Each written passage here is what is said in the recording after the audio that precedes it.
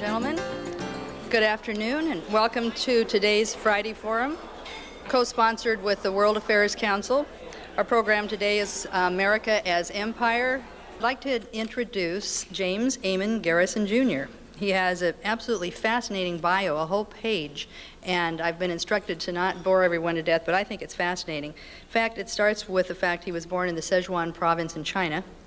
He went on to receive a BA magna cum laude in world history from Santa Clara University, later a double MTS in Christology and history of religion from Harvard Divinity School, and a PhD in philosophical theology from Cambridge University. While he was a student at Harvard and Cambridge, he became engaged in both the anti-nuclear and the citizen diplomacy movements to reduce tensions between the U.S. and the Soviet Union. And he founded 2 organizations dealing with these issues. He served as the executive director of Esalen Institute's Soviet American Exchange Program and founded the International Foreign Policy Association in collaboration with then Georgian President Eduard Shevardnadze and former Secretary of State George Shultz, focusing on providing humanitarian relief for children in the former Soviet Republic.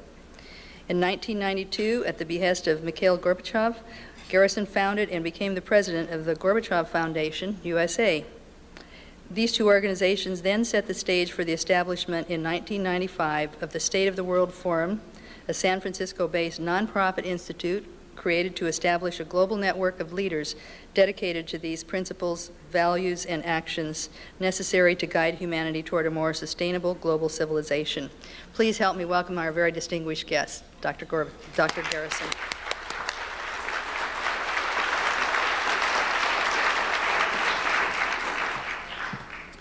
Thank you, Corleen. Thank you all for coming. And I want to make a special mention to Jerry and Christiana Jones for their graciousness in arranging for several meetings here in the Portland area. And thank you all for the opportunity to address you 4 days before what I think all of us understand is the most critical election in our lifetime.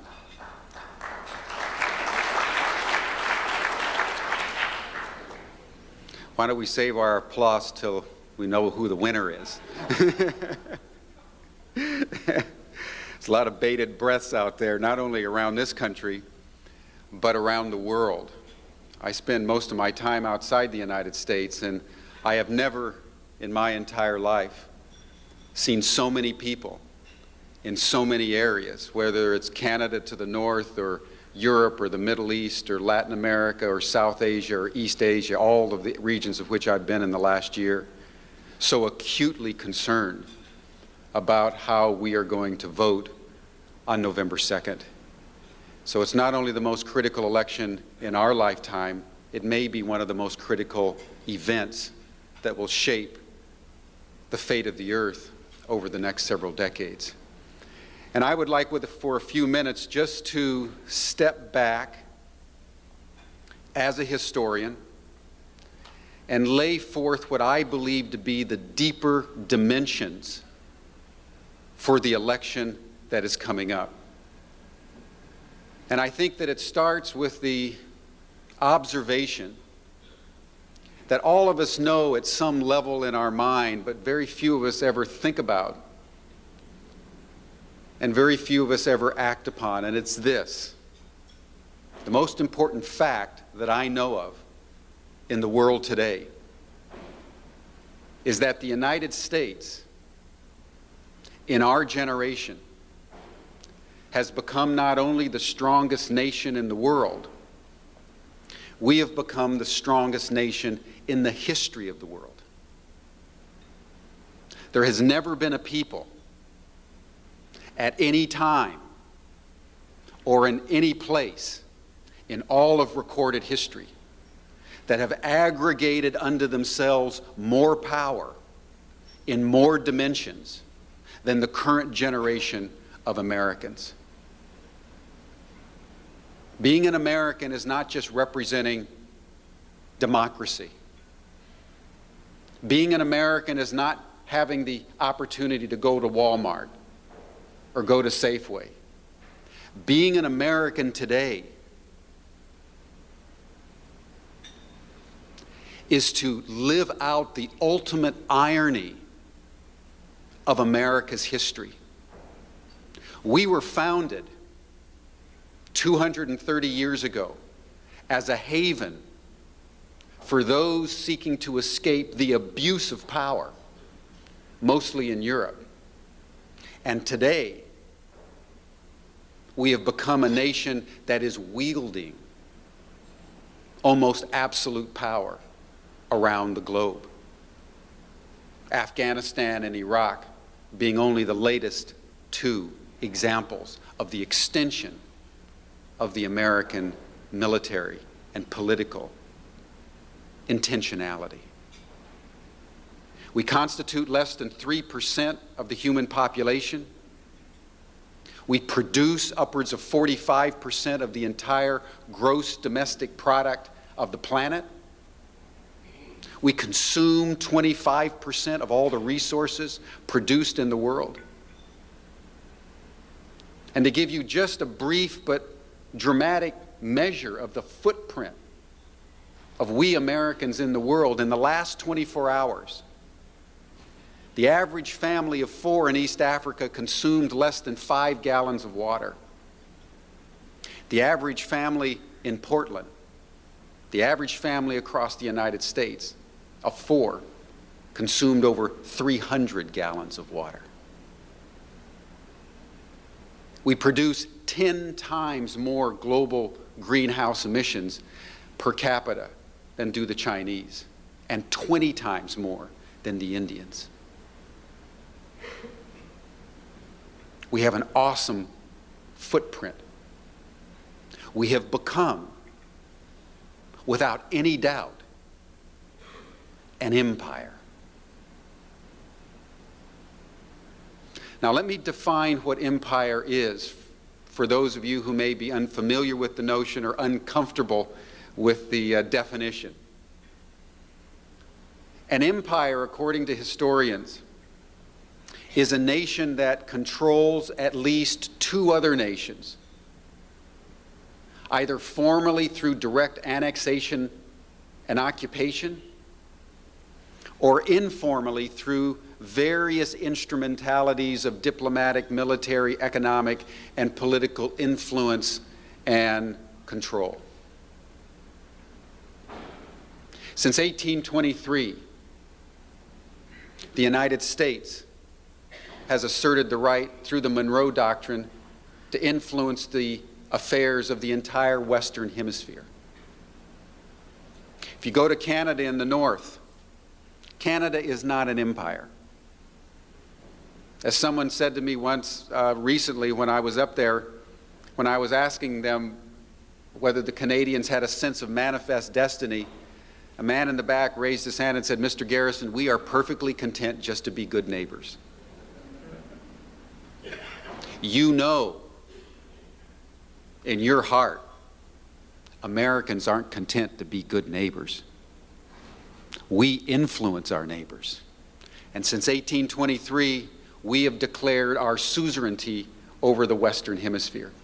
Several months ago, we went into Haiti and deposed the government democratically elected of Bertrand Aristide at gunpoint, 2 o'clock in the morning.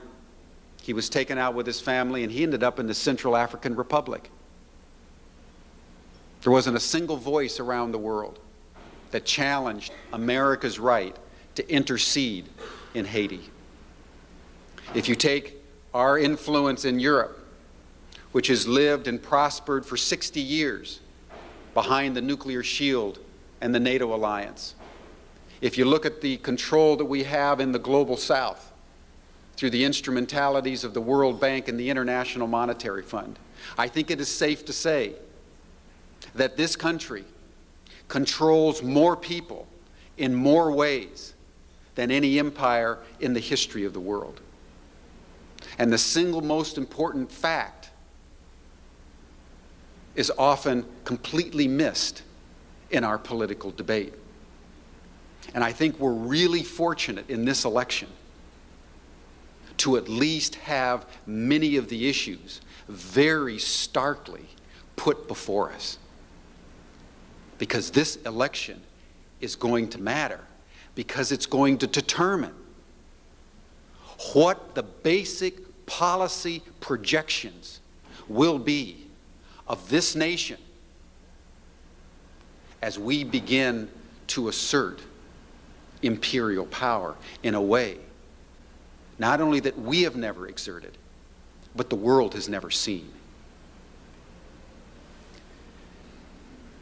Time is very short, but let me just accentuate a couple very salient points about empire.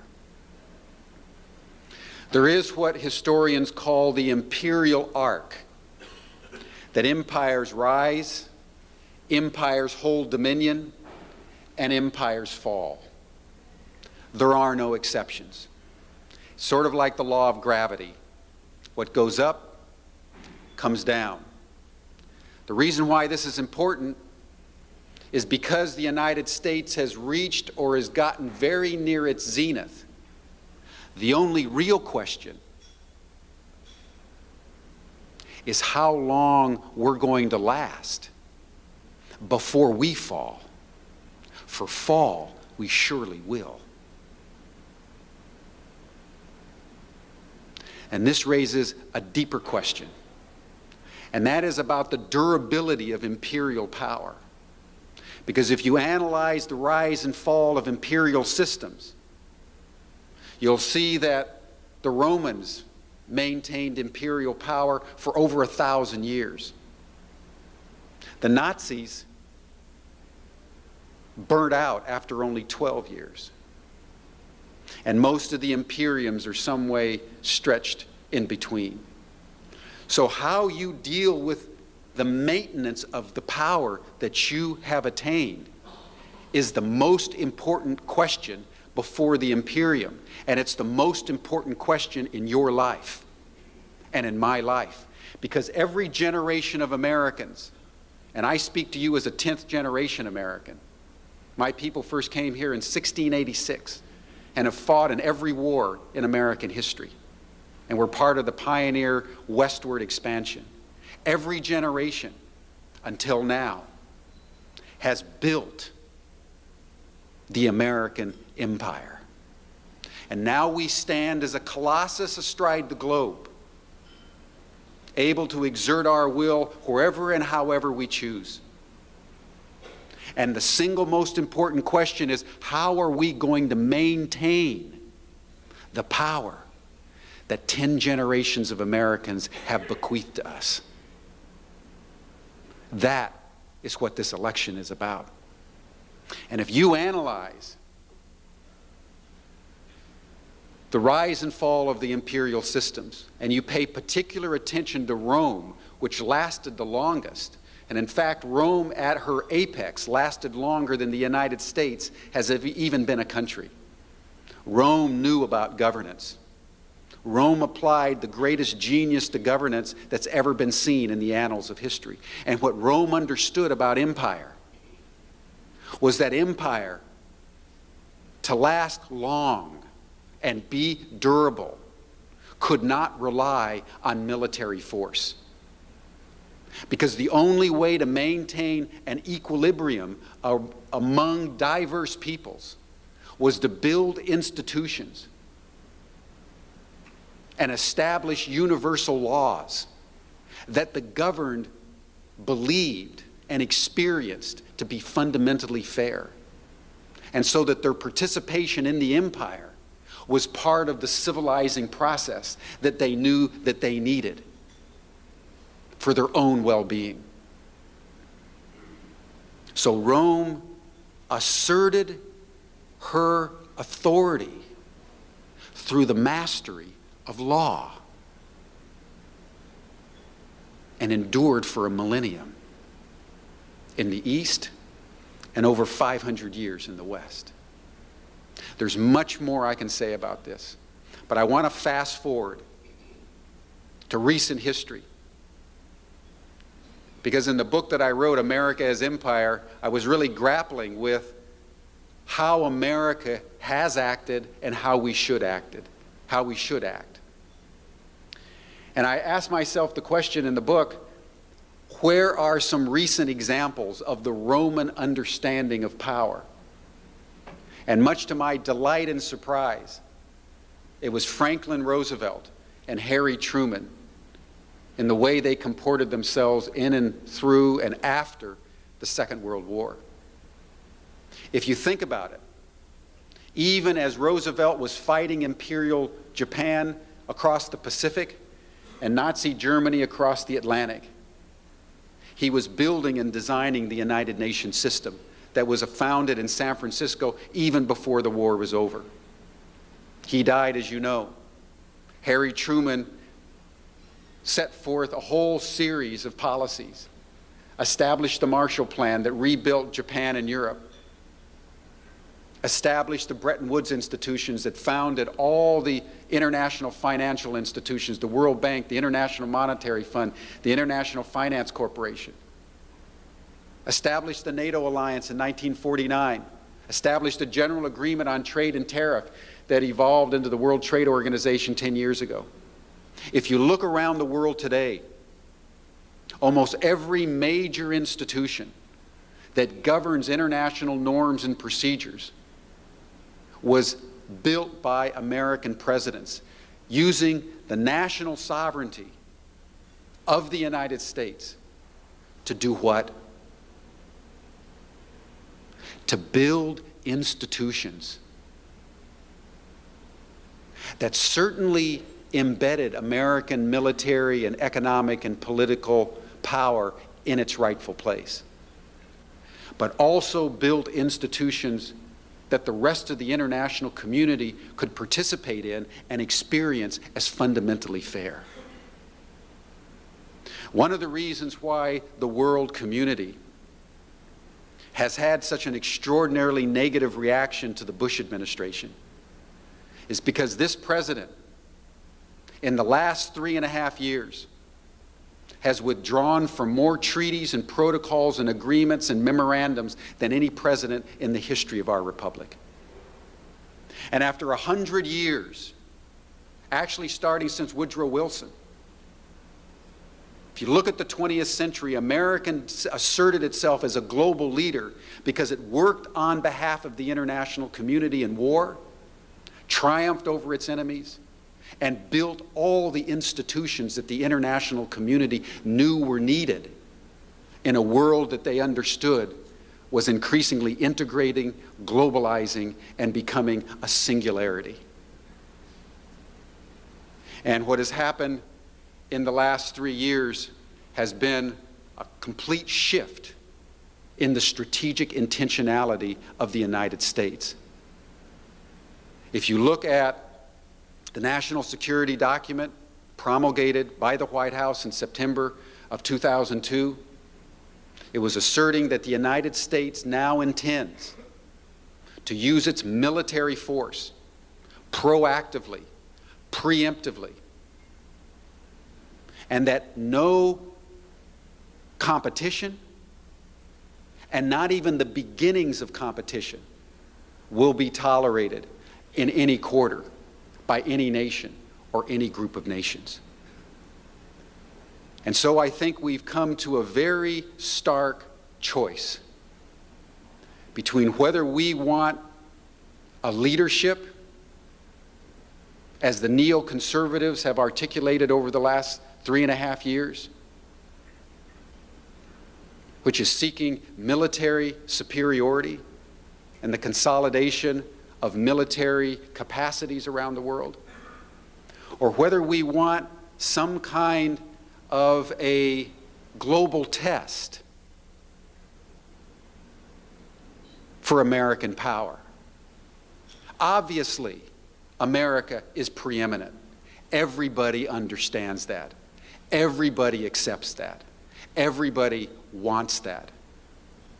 And in fact, some of the most interesting polling that's being done by the Pew Foundation Global Attitudinal Survey, as you may know, indicates that even in nations in the Middle East and in South Asia that have an anti-American quotient now that's over 90%, when they ask them a follow-up question,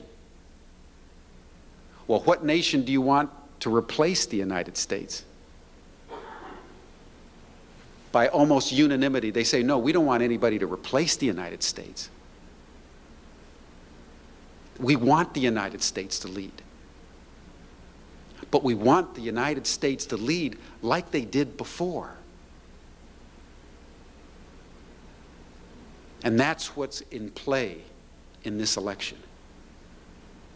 Let me close with a final observation.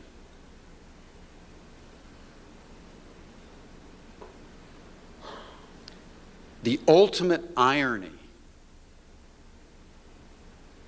of American power in the world, unsurpassed, unchallengeable, globally pervasive, is that right at the moment when we have become the strongest nation in history, history is moving beyond the nation state. That's what the cumulative effect of globalization is all about. And the growing disequilibrium between a strong nation state and the erosion of the nation state system is exaggerating American power even as it's undermining it. So we Americans need to understand that we live in very precarious times.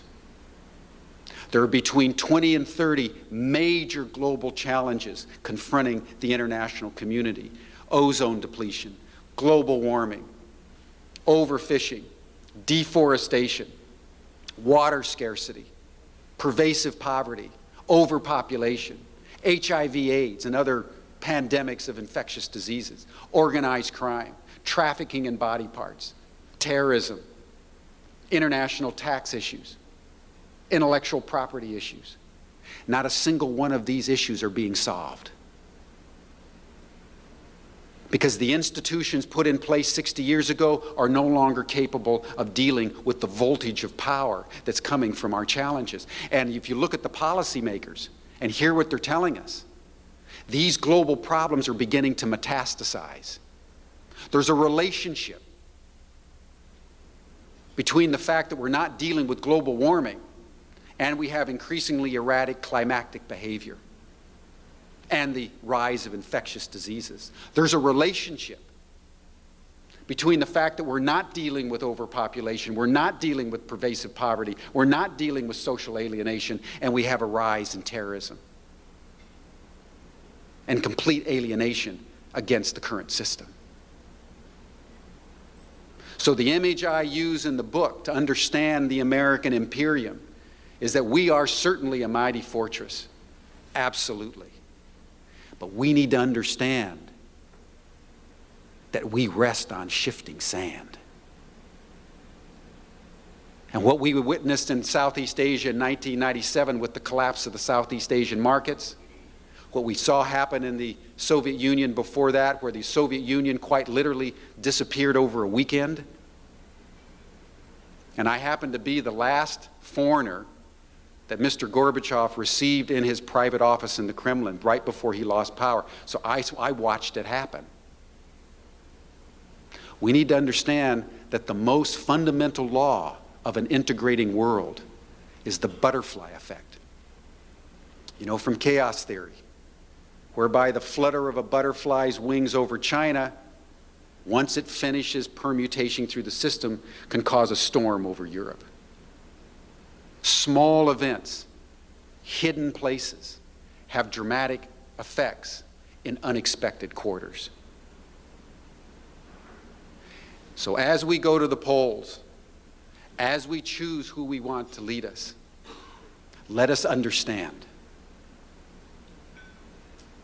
that our generation has become the greatest of the generations. We now wield more power than even Rome around the world. We need to understand that what goes up comes down. And how you manage your power once you've attained it is the critical ingredient in the durability of power. And what history teaches us, it's not our capacity to go to the other side of the planet and destroy an enemy that counts. What counts for a durable empire is building institutions that the governed experience as fair. And finally, let us understand that there is accumulating beyond the horizon a very complicated, interactive series of global problems that if the United States does not lead the world in solving, will begin to victimize us in ways we currently can't even imagine.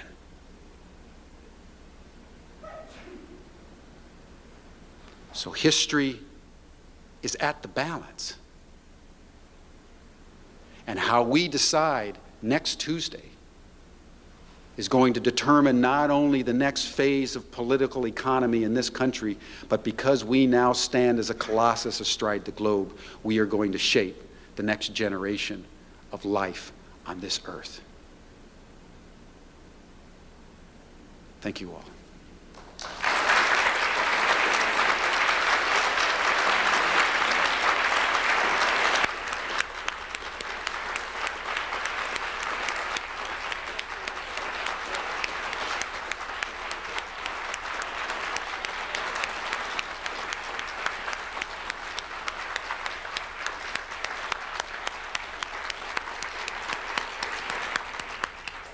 Well, in all my years in City Club, I don't think I've ever seen a standing ovation for a speaker after his initial remarks. The fact that we can hear such a compelling and thought-provoking speaker and still have the opportunity, or I should say, and in addition have the opportunity to question him, is one of the amazing benefits of being a member of City Club. Today, City Club members as well as World Affairs Council members will be able to ask questions, but those are the only two groups that can. Our first question will come from the board host, Marcus Amantel, who is a member of the Board of Governors. He's he co-chairs, or he is part of the oversight of all of the issue committees, and he is a retired farmer and a well-known community activist. Marcus will ask the first question. Marcus? Thank you, Dr. Garrison. When I first saw the program come out, the bulletin come out for today's program, said Jim Garrison, and wasn't there an attorney down in New Orleans with that same name? And I thought I might get to ask about the conspiracy theory of John F. Kennedy's assassination. Doctor, in chapter 2 of your book, you rather methodically go through possible competitors for the American Imperium, and you discount France, Germany, Russia, China, and India. And I'm wondering if, and you did also mention something about consumerism, which concerns me. And that's my question. America is a great consumer. You look at the civilizations of China and India, they've survived for thousands of years. We're 200 years old. They outnumber us 10 to 1. But their civilizations have been based on sustainability. And I'd like you to comment, I'd like your thoughts on how does consumerism and sustainability play into this possible lengthening of the American Imperium?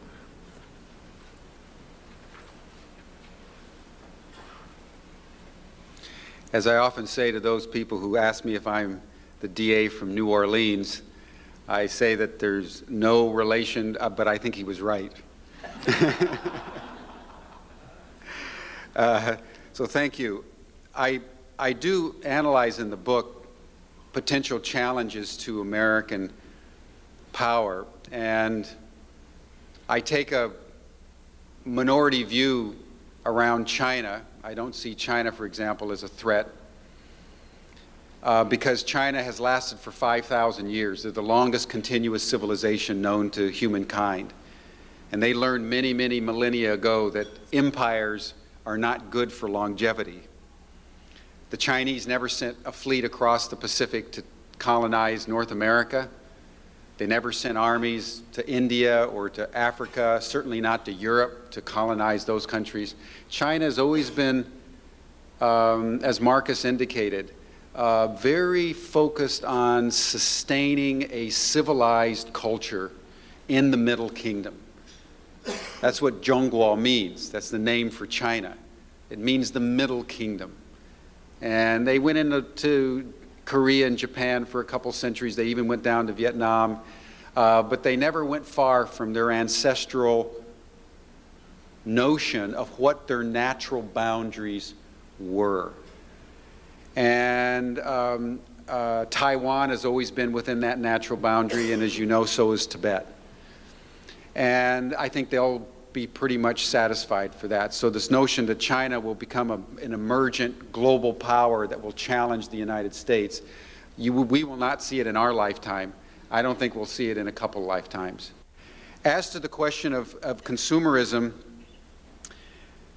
a deep impulse in American history is what George Walter Mead talks about in terms of our Hamiltonian impulse. Americans, from the time the Puritans first set foot on, American soil, have been motivated by the accumulation of wealth. We Americans have been in the pursuit of abundance as our God-given right since we started our historic pathway. We also, by the way, have three other fundamental impulses. We're also very Jeffersonian. We believe in democracy, human rights, and we're basically isolationists. We're also Wilsonian. We believe in world-changing and world in scope kinds of ideas in the spirit of President Woodrow Wilson. And finally, we're also very Jacksonian. After Andrew Jackson, the president in the 1820s, who said the only good Indian is a dead Indian.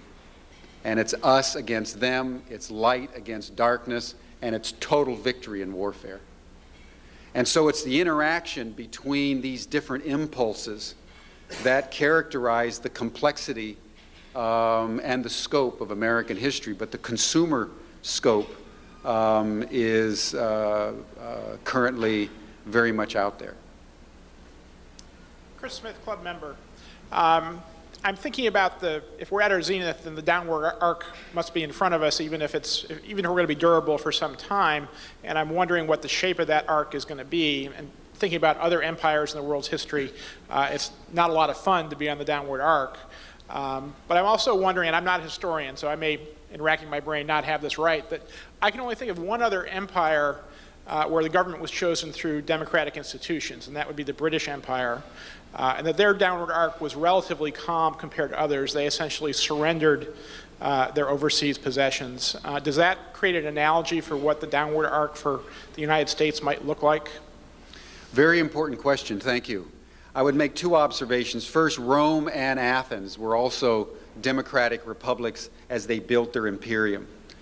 And if you study Toynbee, and I get into a little bit of this in the book, but not as much as I would like to, and I'm thinking about actually doing another one on the question that Toynbee, the great British historian of the last century, asked about what comes together at the point of absolute power that begins the corruption.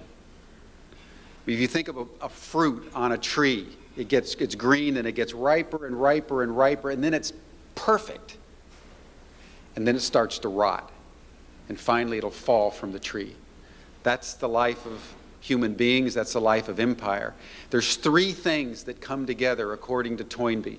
And as you know, he studied all 23 extant civilizations known to humankind. And he said, first of all, at the point of empire, and you see this in Rome and Athens, there's a peculiar phenomenon that happens where at the level of ultimate extent, power starts to concentrate in the throne, and democracy is surrendered. Julius Caesar in Rome, if you remember that story. And so as you extend your powers beyond your boundaries, something happens internally that causes you to concentrate your power proportional to your extent of power.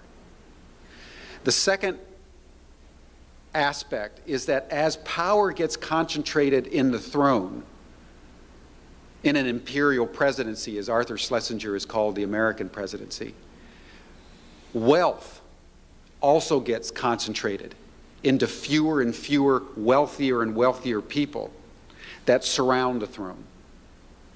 And the middle class evaporates, and what gets created is a vast underclass that somehow has to be dealt with. Thirdly, what happens is there is the simultaneous surrender of a notion of civic virtue. Take, for example, in our country, it was the Puritan ethic that built this country. You know, early to bed, early to rise, you work hard, you go to church on Sunday, you're disciplined, you don't drink, smoke, drink, or chew, and you're very ascetic, motivated by wealth, but there was good citizenship that built this country. Well, as you concentrate power in the leader, you concentrate wealth, civic virtue is surrendered and replaced by a notion of entitlement. And the people, increasingly an underclass, begin to say to the Caesar or the president, hey, you're taking all our freedoms, you're giving all the tax breaks to the rich, you take care of us. And what happens, according to Toynbee, as money leaves the governmental system for the rich, as the middle class and therefore the Puritan ethic disappears and entitlement comes up, a crisis happens. Either an external enemy drives across the border, or an internal phenomenon like a massive outbreak of plague, or an earthquake, or massive fire, or revolt, and the system can't develop what Toynbee calls the elasticity to respond to the crisis. And it falls. Sir. Ray Polanyi, a City Club member. It seems to me that perhaps the biggest problem that we're facing is that we have forgotten that with rights come responsibilities. It seems to me that that's the crux of everything. We feel we are endowed with all kinds of rights, but we have forgotten that there is also a tremendous responsibility that comes with it. And it seems to me that what's important is to go back to this question. What do you think? I would observe in that after Augustus, which constitutes, by all accounts, the golden age of Rome, he was followed by a series of completely incompetent criminals, Nero, Caligula, etc. But then, beginning in 96 AD, all the way through 180 AD, there rose up a series of 5 emperors that so dedicated themselves to the proposition that you just stated, that a falling empire reconstituted itself and became, according to Toynbee, according to Durant, according to Gibbon, the great historians of modernity, became the longest period of continuous good governance in the history of the world. Our notion in American jurisprudence that you're innocent until you're proven guilty is not an American development. It's not even a British development. It was codified into Roman law by the Emperor Antonius Pius in 160 AD. He was the 4th of the 5 philosopher kings, culminating, as you may know, in Marcus Aurelius, who wrote his great Meditations. So the debate about this interface between rights and responsibilities is never over. It emerges afresh with every generation. And even if the populace is not sophisticated enough always to elect or appoint the best leaders, there was something in Rome, and I believe there's even something in the United States that's so strong in terms of our constitutional system that we will endure probably longer than we would have had we not had such an extraordinary gift of the U.S. Constitution. Pat Rumor, City Club member. A week ago, I heard Bono speak here in Portland, and he was the first speaker in the World Affairs Council International Series. And Bono was addressing issues from his organization, DATA, debt, AIDS, trade, and Africa, and you could substitute Latin America and other parts of the world for that. Out of his deep commitment through Jubilee and trying to reach political leadership worldwide to address these three issues that have come together in a devastating impact in Africa. So I'm wondering, given what you've said about the need for political leadership that can address the integrative interconnectivity of these issues, what would you exhort the political leadership in the United States or globally to do to address these three issues? And how would you suggest we go about it differently than we have to date? Thank you. That's a very good question, and I admire Bono for everything that he's doing. He's an extraordinary intelligence. Let me begin by saying that if you look at the last 100 years of American power, it has been built by a combination of American military triumph on the field and leading the international community in building the institutions that the community understood it needed. World War I, America prevailed. Instead of vanquishing the enemy, Woodrow Wilson said, let us embed the New World Order with democratic principles, and let us, for the first time, begin the process of building global governance, because our extent is now global. So we have to regulate globally. And that was the League of Nations. The US Senate did not ratify it. The Nazi Germans did not adhere to it. It collapsed. And so in 1939, the world again descended into a second global conflagration, the Second World War. After the Second World War, it wasn't 10 million dead, it was 50 million dead. In addition to which we'd seen the Holocaust. And again, an American president triumphed on the battlefield, but also began immediately, even before the triumph was assured, to build the next iteration of global institutions. The UN, Bretton Woods, NATO, the GATT, the major institutions that stand to this day. We're 60 years on.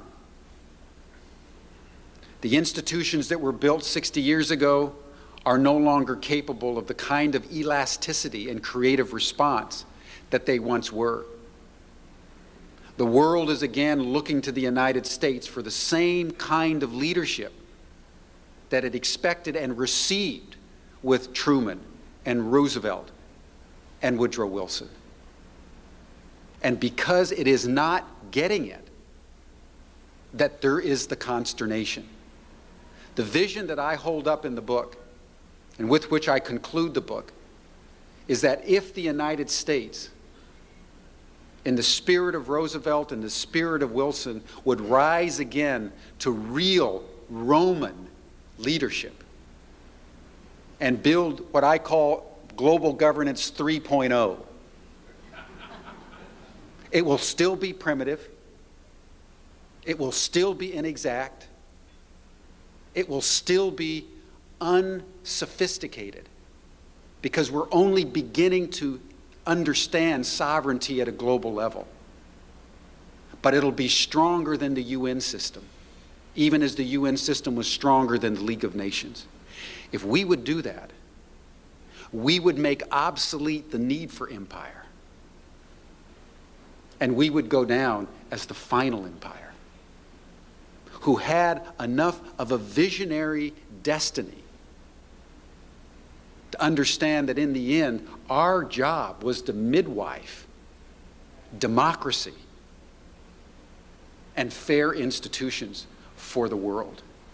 Can you imagine the legacy that would be? My recommendation to the next President of the United States is not to continue to hammer the United Nations. If I was recommending an act for the next President of the United States, I would say, Mr. President, you call the United Nations to New York, and you say to them, we're not going to leave this town until we either reform this institution or we relegate it to the dustbin of history because we will have built another one. That's what they did in San Francisco under Roosevelt and Truman. We can do it again. Right now, the International Monetary Fund says that 1/3 of all the nations in the world are bankrupt. They have so much debt, they can't even see the future.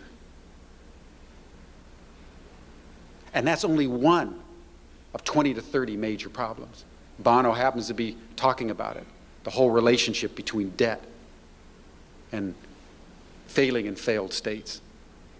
And where there's failing and failed states, there's terrorism, there's organized crime, there's all kinds of mean and nasty things emerge. America has a vested interest in leading the world to dealing with the third world debt issue. We should forgive most of the debt. And then we should redesign the World Bank and the International Monetary Fund so they stop perpetuating a system that cripples the countries to which they're extending loans. That's the kind of reform that we need. That's the kind of reform the world wants America to demonstrate. And that's the kind of leadership that we are not currently exercising.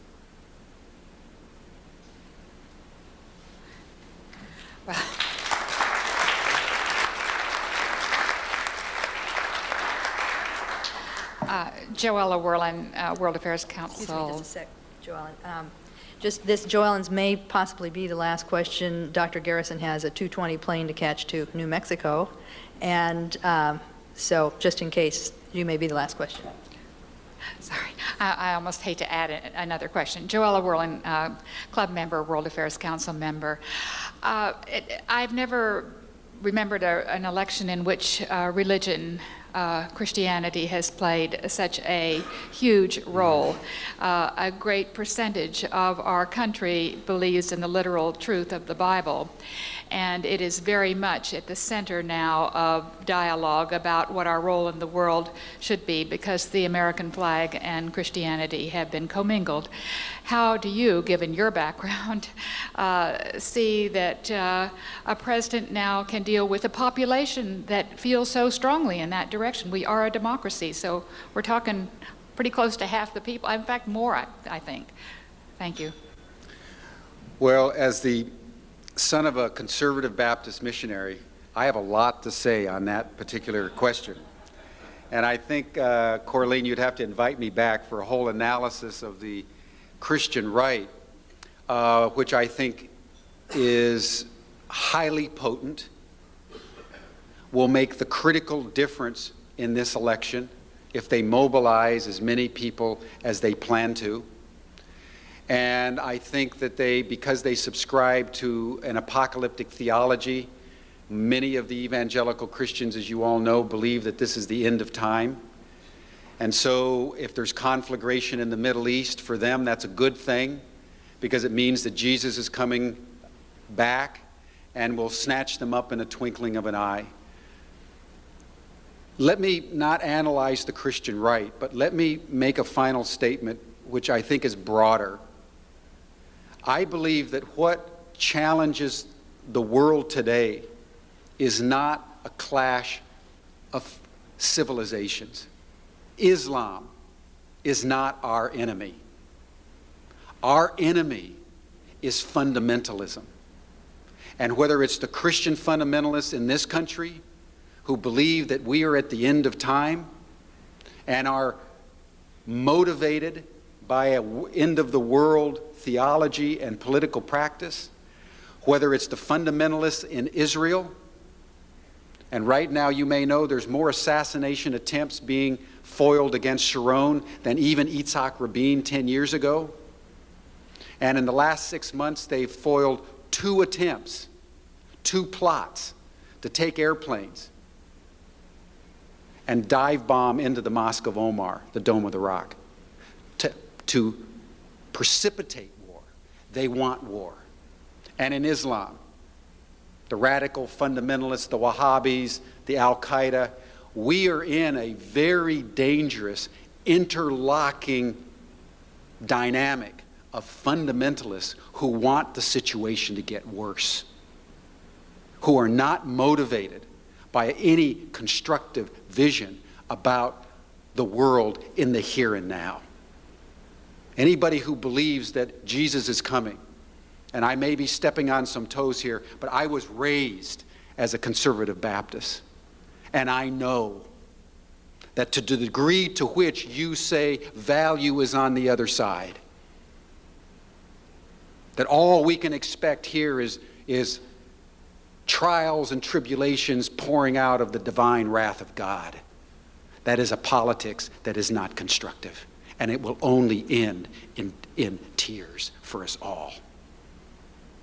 And whatever we do beginning on November 3rd, in terms of this rights and responsibilities question, sir, we need to understand as Americans that we have power, but we're a seething cauldron of contradictions. And I would just hope that whoever's elected president sees that his main opportunity in the next 4 years is to bring healing to a deeply divided land.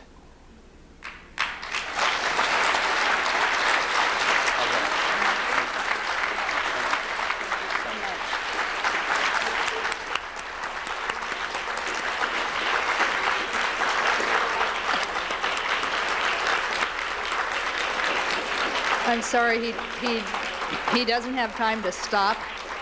He has to get right to the airport, but I would suggest to you that you gather friends and you get in front of channel 30 or 14 tonight and watch this again together. Thank you so much. Bye-bye. Good luck to us one and all on Tuesday.